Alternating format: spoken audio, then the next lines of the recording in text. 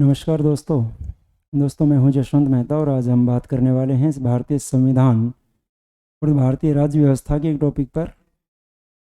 Topic का नाम जैसा कि आपको स्क्रीन पर दिखाई दे रहा है, भारतीय संविधान के विदेशी स्रोत।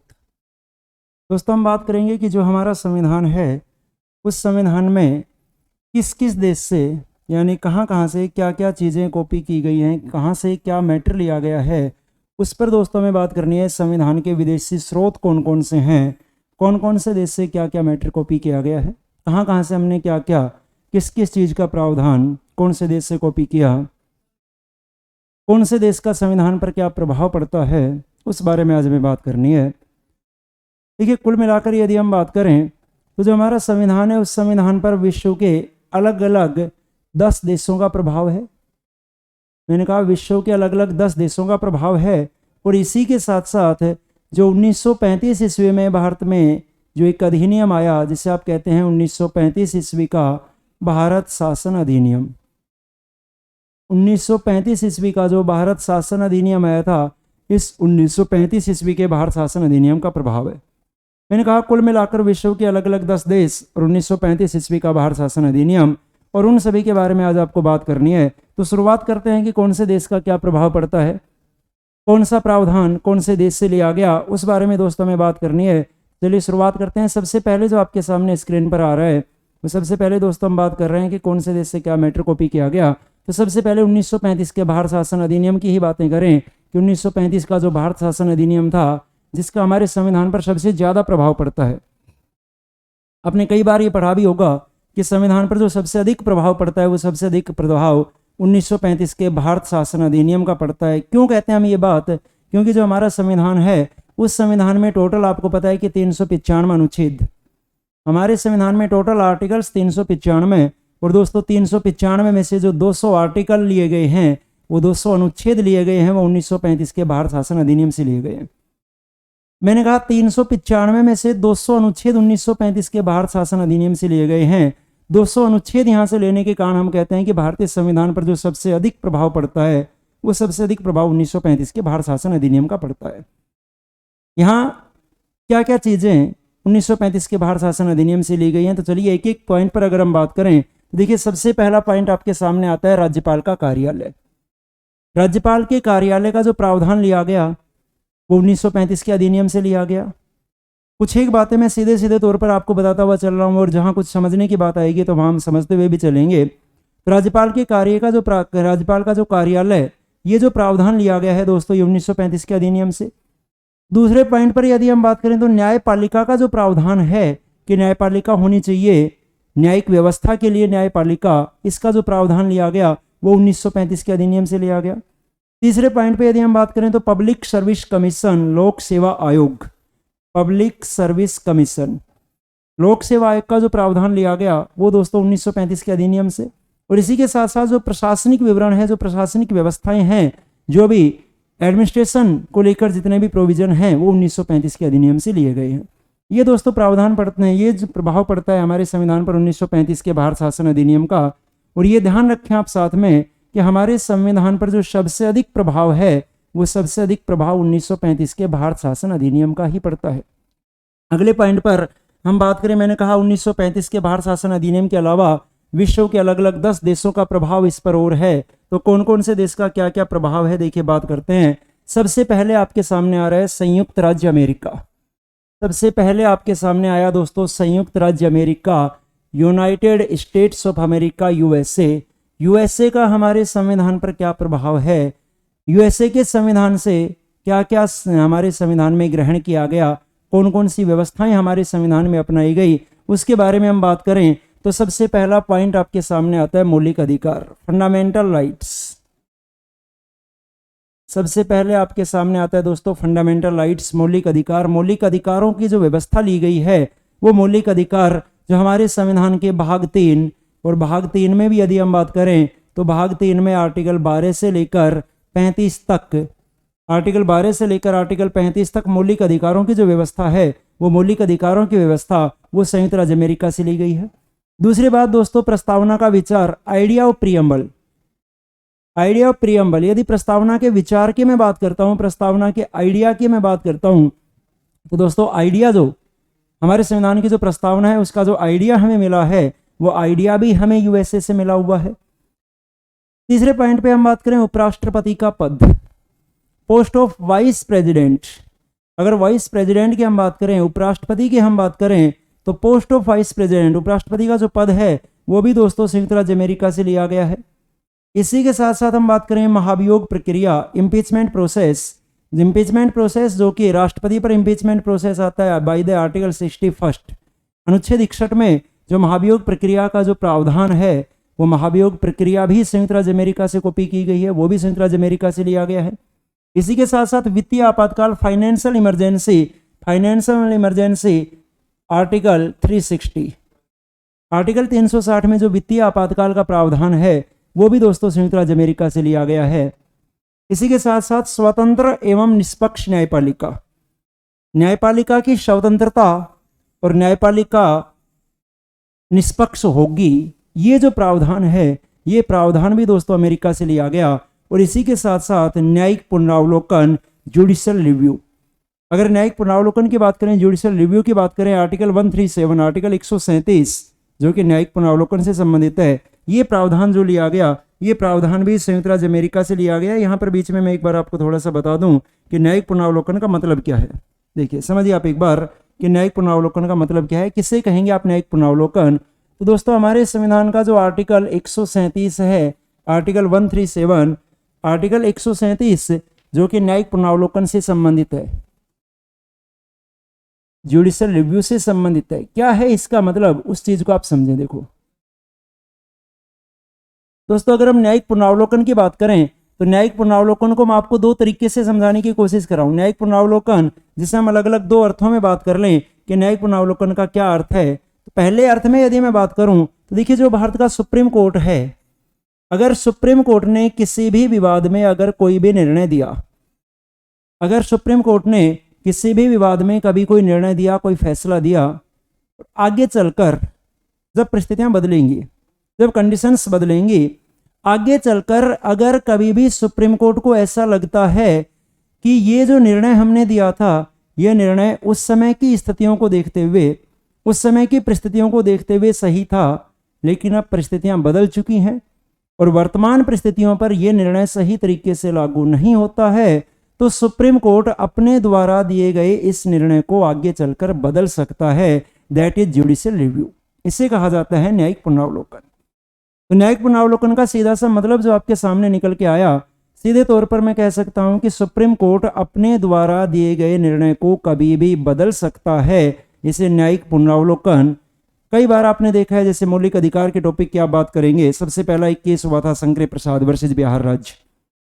सुप्रीम कोर्ट ने कहा था कि मौलिक अधिकारों में संशोधन किया जा सकता है। दूसरा केस हुआ सज्जन कुमार वर्सेज राजस्थान राज्य। सुप्रीम कोर्ट ने कहा कि हाँ संशोधन किया जा सकता है। तीसरा जो पंजाब के जो दो भाई थे, एनी गोलकनाथ, विलियम गोलकनाथ, एक केस हुआ गोलकनाथ वर्सेज पंजाब राज्य। सुप्रीम कोर्ट ने कहा कि मौलिक अधिकारों में संशोधन नहीं हो सकता। फिर केशवानंद भारती केस हुआ, बोले हाँ संशोधन किया जा सकता है। इसलिए तो सुप्रीम कोर्ट कभी भी अपने डिसीजन को बदल सकता है। क्यों बदलता है वो आपको बता दिया है कि सुप्रीम कोर्ट ने अगर कभी भी कोई निर्णय दिया और सुप्रीम कोर्ट को आगे चलकर बाद में ऐसा लगता है कि यार उस समय की परिस्थितियों को देखते हुए वो निर्णय सही था, लेकिन आज परिस्थितियां बदल चुकी हैं, आज समय बदल चुका है और आज की परिस्थितियों को देखते हुए, आज के समय को देखते हुए ये निर्णय सही लागू नहीं होता है, तो सुप्रीम कोर्ट अपने द्वारा दिए गए निर्णय को कभी बदल सकता है। और ये जो निर्णय बदलने का जो अधिकार है इसी को बोला जाता है न्यायिक पुनरावलोकन पहली दृष्टि में। अगर दूसरे व्यू से हम बात करें, दूसरी दृष्टि से हम बात करें, तो न्यायिक पुनरावलोकन का मतलब ये होता है, देखिए कि भारत में जो कानून बनाने का जो अधिकार है, किसी भी प्रकार के जो एक्ट बनाए जाते हैं वो एक्ट किसके द्वारा बनाए जाएंगे, तो ये एक्ट बनाने का अधिकार रहेगा इंडियन पार्लियामेंट के पास, भारत के संसद के पास। दोस्तों भारत की संसद ने कोई भी कानून बनाया और सुप्रीम कोर्ट को यदि ऐसा लगता है कि ये कानून, सुप्रीम कोर्ट को यदि ऐसा लगता है कि संसद के द्वारा बनाया गया कोई भी कानून या इस कानून का कोई भाग, अगर सुप्रीम कोर्ट को ऐसा लगता है कि संसद के द्वारा बनाया गया ये कानून या इस कानून का कोई भी भाग विधि से असंगत है, अगर सुप्रीम कोर्ट को ऐसा लगता है कि कानून या कानून का कोई भी भाग विधि से असंगत है, संविधान से असंगत है, तो सुप्रीम कोर्ट इस कानून को या इस कानून के उस भाग को रद्द कर सकता है जो विधि से असंगत है, जो संविधान से असंगत है। इसे भी कहा जाएगा न्यायिक पुनरावलोकन। तो न्यायिक पुनरावलोकन को हम दो अर्थों में समझ सकते हैं। एक अर्थ तो ये कि सुप्रीम कोर्ट अपने ही द्वारा दिए गए निर्णय को बदल सकता है, और दूसरा अर्थ ये कि सुप्रीम कोर्ट संसद के द्वारा बनाए गए किसी भी कानून या किसी कानून के किसी एक भाग को रद्द कर सकता है। अगर पूरा कानून ही विधि से असंगत है तो पूरे कानून को रद्द कर दिया जाएगा, और अगर संविधान का कोई भाग विधि से असंगत है तो उस भाग को रद्द कर दिया जाएगा। इससे बोला जाता है दोस्तों न्यायिक पुनरावलोकन। उम्मीद करता हूँ चीजें आपको समझ में आ गई होंगी न्यायिक पुनरावलोकन को लेकर। चलिए अगली बात करें। नेक्स्ट पॉइंट पे यदि हम बात करें तो ये चीजें जो अमेरिका से कॉपी की गई हैं, जो प्रावधान अमेरिका से लिए गए हैं, क्या क्या तो आपको बताया। मौलिक अधिकार अमेरिका से लिए गए हैं, मौलिक अधिकार दोस्तों अमेरिका से लिए गए हैं। मौलिक अधिकारों के साथ साथ प्रस्तावना का विचार लिया गया है, उपराष्ट्रपति का पद लिया गया है, महाभियोग प्रक्रिया ली गई है, वित्तीय आपातकाल लिया गया है, स्वतंत्र निष्पक्ष न्यायपालिका अमेरिका से, और साथ में न्यायिक पुनरावलोकन का जो प्रावधान है वो भी दोस्तों अमेरिका से आता है। इसके बाद अगले देश पे यदि हम बात करें तो अगला देश जो आपके सामने आ रहा है, अगले पॉइंट पे हम बात करें कि हमारे संविधान पर ब्रिटेन का क्या प्रभाव है। ब्रिटेन का हमारे संविधान पर क्या प्रभाव पड़ता है। तो देखिए ब्रिटेन के बारे में अगर हम बात करें तो सबसे पहले एक शब्द जो आप शुरू से पढ़ते हुए आते हैं, सिंगल सिटीजनशिप, एकल नागरिकता, बिल्कुल सही है, ब्रिटेन से कॉपी की गई है। एकल नागरिकता का जो प्रावधान है कि भारत में कोई भी नागरिक एक बार में केवल एक ही देश का नागरिक हो सकता है। भारत के नागरिकों के पास केवल भारत की ही नागरिकता रहेगी, किसी दूसरे देश की या भारत के किसी राज्य की नागरिकता नहीं होगी। भारत में केवल नागरिकता का जो प्रावधान है वो एकल नागरिकता है, जो कि ब्रिटेन से ली गई है। दूसरे पॉइंट पे यदि मैं बात करूं तो संसदीय शासन प्रणाली, पार्लियामेंट्री जो सिस्टम है, वो पार्लियामेंट्री सिस्टम भी दोस्तों ब्रिटेन से लिया गया है। पूरी की पूरी जो हमारी संसदीय व्यवस्था है वो संसदीय व्यवस्था ब्रिटेन से ली गई है। इसी के साथ साथ पोस्ट ऑफ प्राइम मिनिस्टर, प्रधानमंत्री का जो पद है, ये प्रधानमंत्री का पद भी ब्रिटेन से लिया गया है। विधि का शासन, विधि का शासन ये भी ब्रिटेन से। विधि निर्माण की प्रक्रिया, लॉ मेकिंग जो प्रोसेस है, वो लॉ मेकिंग प्रोसेस भी दोस्तों ब्रिटेन से लिया गया है। पार्लियामेंट किस प्रकार कानून बनाएगी, उसका लॉ मेकिंग प्रोसेस क्या रहेगा, उसके विधि निर्माण की प्रक्रिया क्या रहेगी, ये भी ब्रिटेन से। द्विसदनात्मक व्यवस्था, द्विसदनात्मक व्यवस्था, दो सदनों की जो व्यवस्था है, ये भी दोस्तों ब्रिटेन से। एक अपर हाउस एंड एक लोअर हाउस, एक उच्च सदन और एक होगा निम्न सदन। उच्च सदन यानी अपर हाउस और एक होगा लोअर हाउस, जिसे आप कहते हैं हिंदी में निम्न सदन। ये जो दो सदनों की जो व्यवस्था है ये भी ब्रिटेन से कॉपी की गई है। और साथ में प्रधानमंत्री का, साथ में ब्रिटेन से क्या लिया गया, तो साथ में लिया गया है दोस्तों प्रधानमंत्री का लोकसभा के प्रति उत्तरदायित्व, कि भारत का जो प्रधानमंत्री होगा वो लोकसभा के प्रति आंसरेबल होगा, वो लोकसभा के प्रति उत्तरदायी होगा, वो लोकसभा के प्रति जवाबदेह होगा। ये सारी बातें ब्रिटेन से ली गई हैं। तो क्या क्या ब्रिटेन से लिया गया, सबसे पहले पॉइंट पे हम बात कर रहे थे कि ब्रिटेन से क्या क्या लिया गया है। तो सबसे पहले पॉइंट पे हम बात कर रहे थे कि जो एकल नागरिकता है वो ब्रिटेन से ली गई है, संसदीय शासन व्यवस्था ब्रिटेन से ली गई है, प्रधानमंत्री का पद ब्रिटेन से लिया गया है, विधि का शासन ब्रिटेन से लिया गया है, विधि निर्माण की प्रक्रिया ब्रिटेन से ली गई है, द्विसदनात्मक व्यवस्था ब्रिटेन से ली गई है, और भारत का प्रधानमंत्री भारत की लोकसभा के प्रति जवाबदेह होगा, ये व्यवस्था भी दोस्तों ब्रिटेन से ली गई है।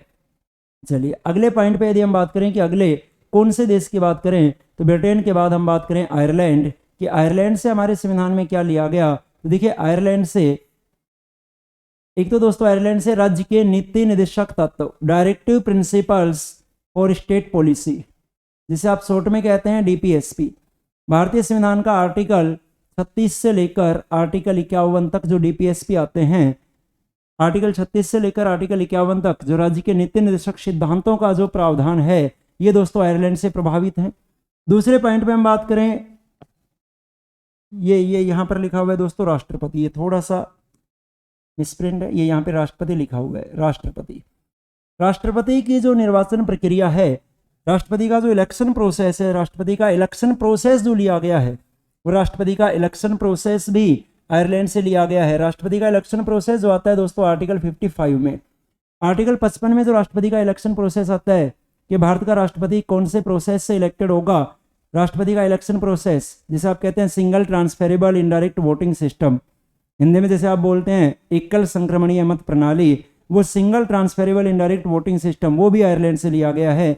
इसी के साथ साथ राज्यसभा सदस्यों के लिए नामांकन की जो व्यवस्था है, राज्यसभा सदस्यों के लिए नॉमिनेशन जो होता है, भारत के राष्ट्रपति द्वारा राज्यसभा में 12 सदस्यों को जो नॉमिनेट किया जाता है, वो 12 सदस्यों का नॉमिनेशन भी आयरलैंड से प्रभावित है।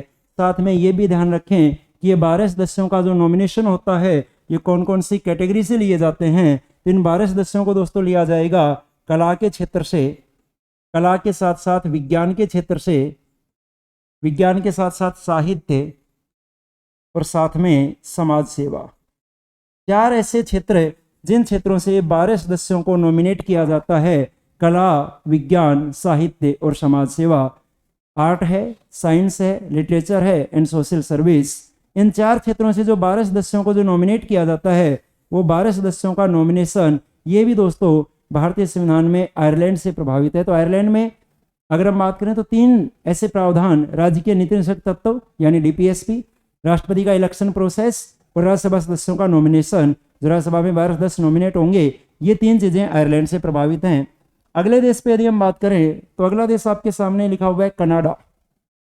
कनाडा का हमारे संविधान पे क्या प्रभाव है? तो देखिए, कनाडा से सबसे मेन पॉइंट पे हम बात करें तो संघीय व्यवस्था। भारतीय संविधान का जो आर्टिकल फर्स्ट है, आर्टिकल फर्स्ट, जिस आर्टिकल फर्स्ट में लिखा हुआ है कि India means Bharat is A union of state. देखिए, थोड़ी सी बातें मैं इसके बारे में आपको बता देता हूँ। आर्टिकल फर्स्ट ये बात कहता है, जो हमारा संविधान है उस संविधान का जो आर्टिकल फर्स्ट है, उस आर्टिकल फर्स्ट में ये बात कही गई है कि India means Bharat is A union of states. देखिए क्या है आर्टिकल फर्स्ट में, पहला आर्टिकल जो ये बात कहता है कि India means Bharat is A union of state, यानी इंडिया अर्थात भारत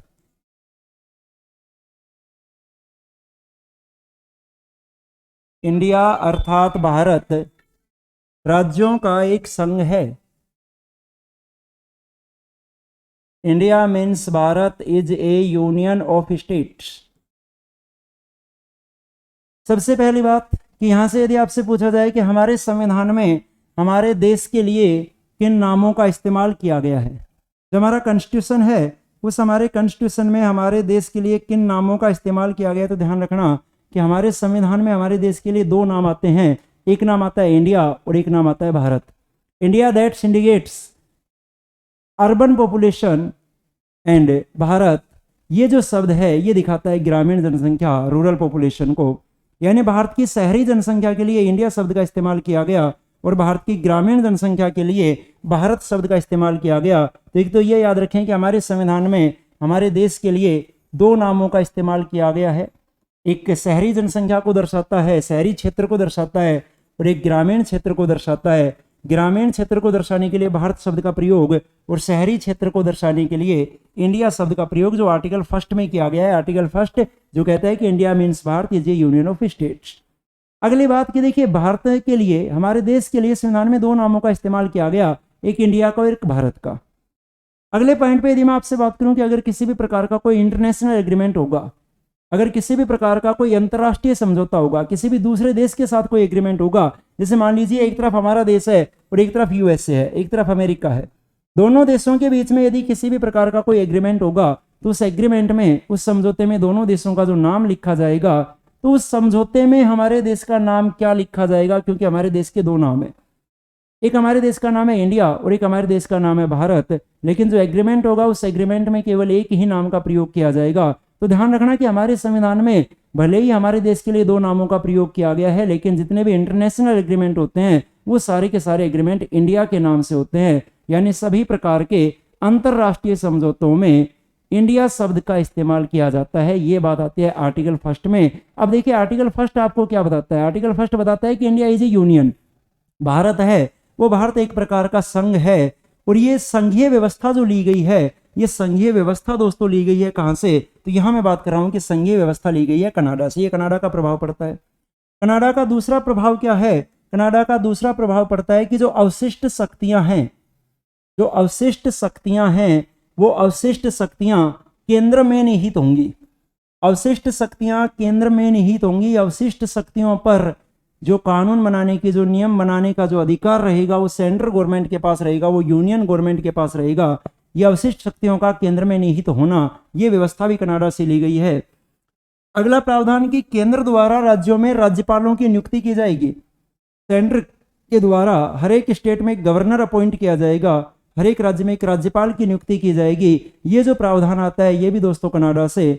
और उच्चतम न्यायालय का जो परामर्शी न्याय निर्णय है आर्टिकल 143 ये भी दोस्तों कनाडा से प्रभावित है। तो कनाडा से 4 प्रभाव मुख्य रूप से कि भारत की संघीय व्यवस्था कनाडा से प्रभावित है। अवशिष्ट शक्तियों का केंद्र में निहित होना यह भी कनाडा से प्रभावित है। केंद्र द्वारा राज्य के राज्यपालों की नियुक्ति करना यह भी कनाडा से प्रभावित है। और उच्चतम न्यायालय का परामर्शी जो निर्णय है वो भी कनाडा से प्रभावित है। ये कुछ एक प्रभाव पड़ते हैं दोस्तों कनाडा के।